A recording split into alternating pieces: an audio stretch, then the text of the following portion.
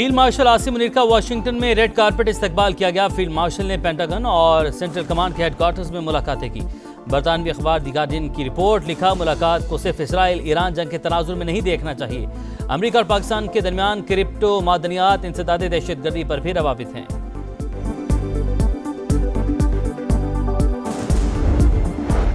Iran का Israel पर एक और बड़ा हमला, 39 मिसाइल दागे। हैफा और यरूशलेम पर भी मिसाइल गिरे। ईरानी वज़ीर ख़ारिजा अब्बास अराग़ची का कहना है कि इसराइली बर्बरियत के खिलाफ अपना दिफा कर रहे हैं।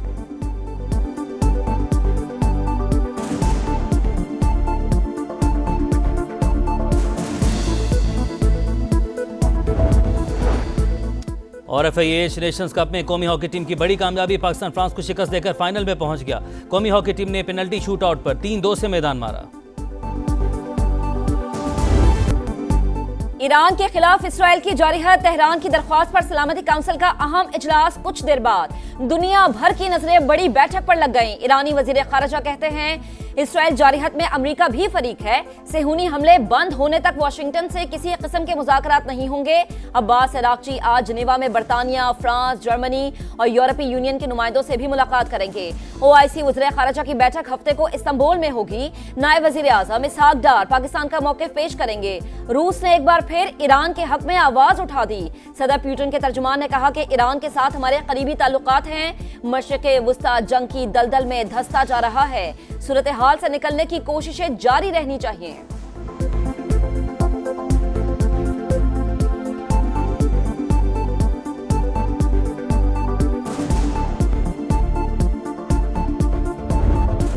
ईरान के मिसाइल हमलों से इसराइल में तबाही। तेहरान ने जनूबी इसराइल में एक और अहम हदफ को खंडर बना दिया।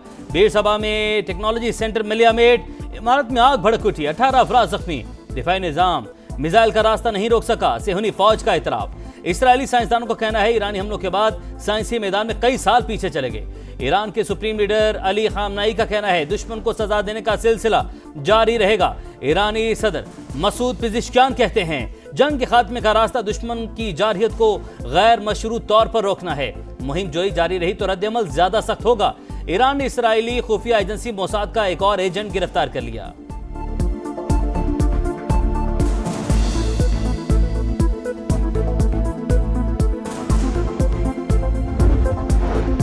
इस्राएली वजीर आजम का यू टर्न, ईरान में हुकूमत गिराना हमारा मकसद नहीं, नेतन्याहू का इंटरव्यू।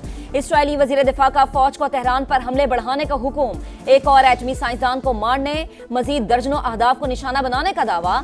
मिसाइल तैयार करने वाली तंसीबात और जौहरी तहकीकाती मरकज पर हमला, 60 से ज्यादा लड़ाका तैयारों ने हिस्सा लिया। ईरानी वजारत सेहत के मुताबिक दुश्मन फौज ने तेहरान में अस्पताल पर रॉकेट हमला किया।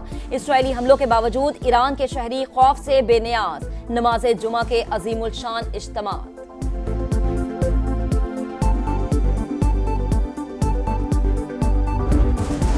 बाज़ अनासर दहशतगर्दी को हाइब्रिड और वारफेयर के तौर पर इस्तेमाल कर रहे हैं। पाकिस्तान ने पुरअमन और महफूज दुनिया के लिए बेपनाह इंसानी और मुआशी कुर्बानियां दी।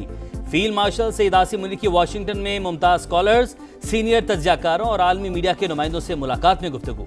मुल्की दिफा, अमन व इस्तेहकाम और तनाज़ात के हल पर पाकिस्तान का मौक़िफ़ मौसर अंदाज में पेश कर दिया।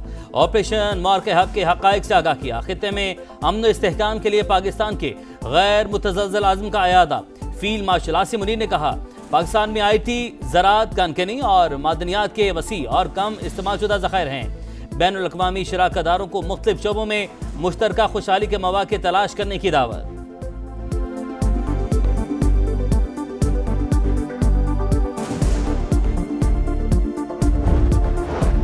सदर ट्रंप अगले 2 हफ्ते में ईरान से मुतालिक फैसला करेंगे। तेहरान मुआहदा करे वरना नताइज भुगतने के लिए तैयार रहे। तर्जुमान व्हाइट हाउस की वार्निंग। डोनाल्ड ट्रंप ने ईरान पर हमले की मंजूरी की खबर मुस्तरद कर दी। अमेरिका ने कतर में अल अदीद बेस से लड़ाका तैयारे हटा दिए।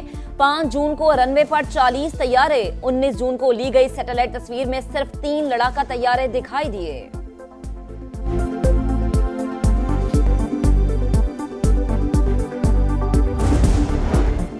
पाकिस्तान में हाइब्रिड निज़ाम के नतायज शानदार हैं। मॉडल 90 की दिहाई में अपनाया जाता तो पाकिस्तान के हालात काफ़ी मुख्तलिफ होते।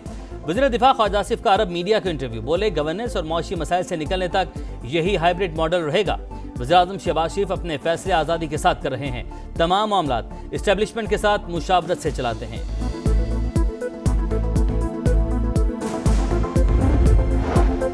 बानी से इसराइल के खिलाफ ट्वीट कराना है तो फोन अडियाला जेल भिजवा दे। साहिबजादा हामिद रजा का कौमी असम्बली में मुतालबा।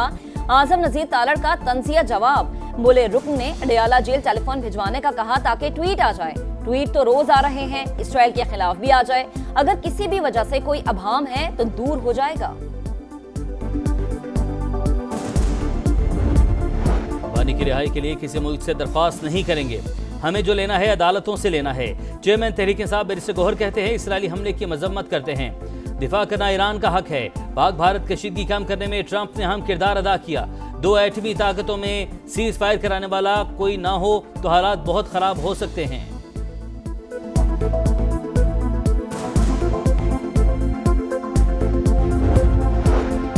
वजीर आजम शहबाज शरीफ की जेर सदारत पाकिस्तान नेशनल शिपिंग कॉरपोरेशन के उमूर पर जायजा इजलास।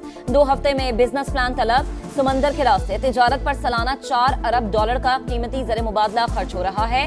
बोझ खत्म करने के लिए प्लान में लाहे अमल शामिल करें, वजीर आजम की हिदायत। हुकूमत का 5 साल पुरानी गाड़ियों की कमर्शियल इंपोर्ट की इजाजत देने का फैसला। 40% इजाफी कस्टम ड्यूटी लागू होगी। सेनेट की कायमा कमेटी खजाना को FBI हुकाम की ब्रीफिंग। बताया IMF ने अगले 4 साल में दरामदी गाड़ियों पर ड्यूटी 0 करने की शर्त रखी। हर साल ड्यूटी में 10% कमी की जाएगी।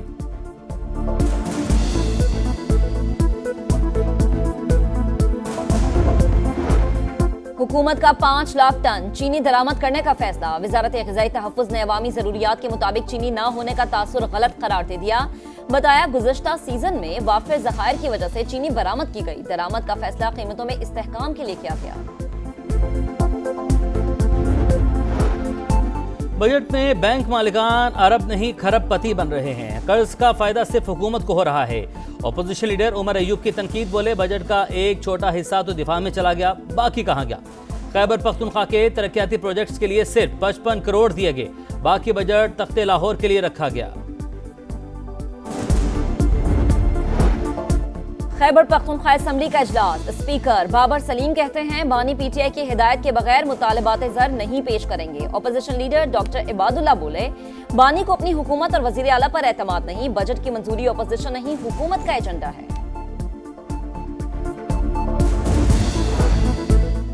हम तो फैसला करते हैं, क्या सियासतदान उस पर अमल करते हैं। हर सियासी जमात किसी न किसी दौर में फायदा उठा रही होती है।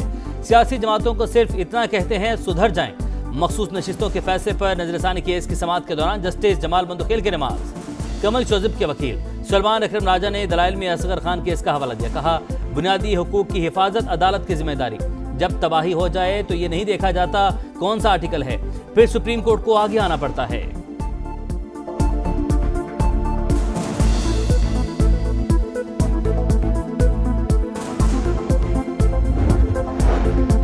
दुनिया भर में पाकिस्तान का मौक़िफ़ उजागर किया। सिफारती महाज पर कामयाबियां समेटी। पाकिस्तानी वफ्द के सरबराह बिलावल भुट्टो आज कराची पहुंचेंगे।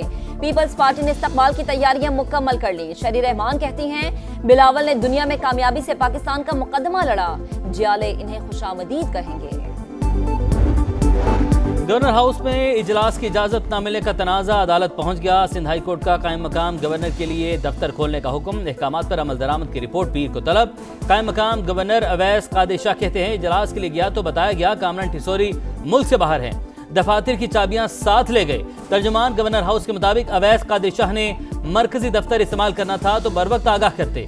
कामरान टिसोरी का नोटिस 24 घंटे में इंक्वायरी मुकम्मल करने की हिदायत।